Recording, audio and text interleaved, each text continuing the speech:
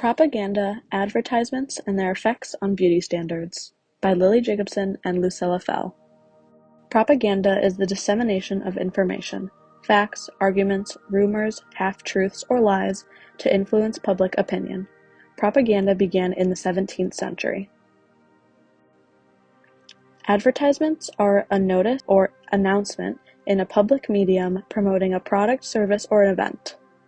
Advertisements started somewhere between the 15th and the 16th century. These advertisements and propaganda influenced women and beauty standards of the time. Tax money was funneled into propaganda ads, which encouraged women to put on red lipstick and face powder to do their part in fighting in the war. Makeup brands started patriotic campaigns and completely rebranded their products for the war effort. Tangy, one of the biggest lipstick makers of the time, started a campaign called War, Women, and Lipstick. The war posters and magazine ads of the time reinforced the duty women had toward the war effort.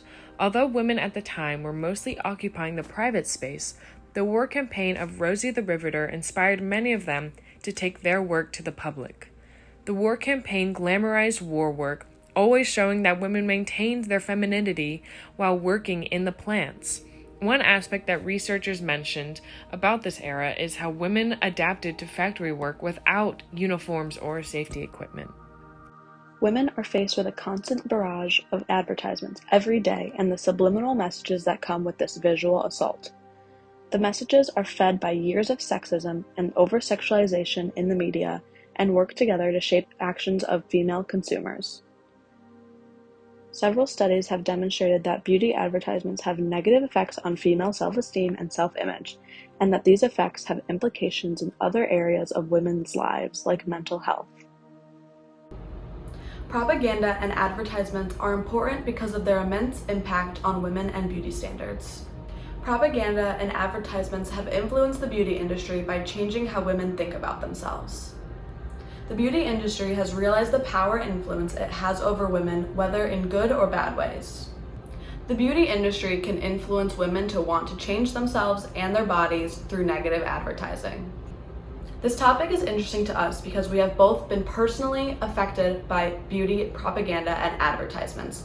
We are determined to create a more positive, welcoming environment. World War II propaganda and advertisements that we've seen in the past say many things about what is to come in the future.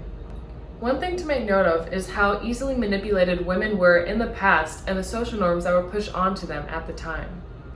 Nowadays, women are able to stand up for themselves and be whoever they want to be, regardless of beauty standards. I also feel as though there's more diversity and representation in advertisements today. We are seeing more body positive, gender inclusive, racially and culturally diverse advertisements. This allows people to feel more accepted as they are.